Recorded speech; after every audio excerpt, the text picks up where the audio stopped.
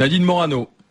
Oui, mais c'est pas étonnant, mais vous savez, moi, je suis un homme politique de gauche qui n'a jamais été sectaire. Et je pense pas que la droite est méchante, fait tout faux, etc. Et j'ai du respect pour la droite républicaine. Est-ce que la droite républicaine et le Front National, les digues sont en train de sauter et finalement les deux s'interpénètrent? Non, je crois pas, parce que d'un certain point de vue, c'est l'erreur de calcul. Là, on voit bien, dans le même cas que M. Falorni, ce sont des gens qui, pour eux-mêmes, sont prêts à tout détruire, qui n'ont plus aucune valeur. Morano, elle est prête à tout? Oh, oui, bien sûr, prête à tout.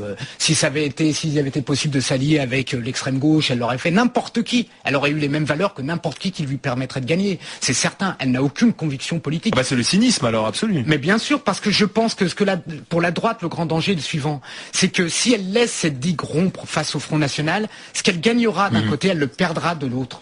Parce que je pense pas, moi, que la base politique de la droite française soient tous des gens prêts à tout et n'importe quoi. Il y a beaucoup d'électeurs de droite qui sont extrêmement républicains, qui refusent un certain nombre de dérives et qui sont très respectables. Et je pense qu'ils doivent résoudre leurs problèmes politiques sans céder sur un certain nombre de valeurs. Voilà, j'ai du respect pour Monsieur Jacques Chirac parce qu'il avait refusé les alliances et qu'il avait perdu 2 grandes régions françaises, pas qu'à Île-de-France pour pas faire d'alliance. Voilà, je crois que c'est le bon exemple à suivre. Quand on commence à manger avec le diable, même avec une grande cuillère, on se compromet. Déclaration pour vous, elle était assise à cette place hier. Jeannette Bougrabe qui nous faisait une petite confidence. Je suis française, mais c'est vrai que parfois j'ai droit aussi à des contrôles d'identité. Voilà. Vous savez, quand vous êtes un peu basané, vous êtes suivi par des vigiles dans des magasins, parce que nécessairement, quand vous êtes un peu typé comme moi, vous êtes nécessairement une lascar. Oui. Ça vous arrive aussi?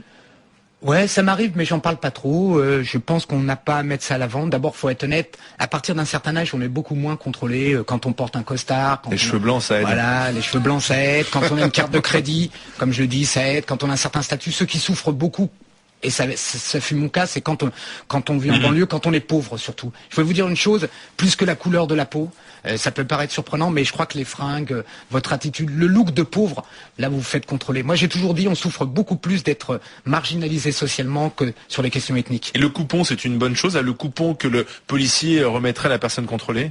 Ouais, je pense que c'est une bonne chose pour une simple et bonne raison. C'est que c'est quand même anormal d'avoir des politiques, là où il y a des problèmes de délinquance très fortes, où on contrôle énormément des gens qui sont honnêtes, qui sont étudiants, qui travaillent, etc. Et par contre, on voit les voyous pavaner et jamais avoir de problème. Je pense que un des enjeux dans la politique en France, c'est de reconcentrer l'action policière et judiciaire sur le cœur. Et on voit bien, je le dis, c'est très important pour vos auditeurs de comprendre pourquoi.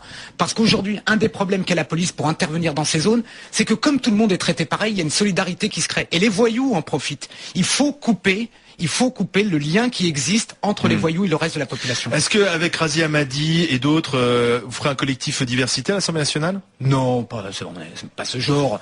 C'est pas parce qu'on a des origines étrangères qu'on ne sera pas des républicains. On est des députés français comme les autres.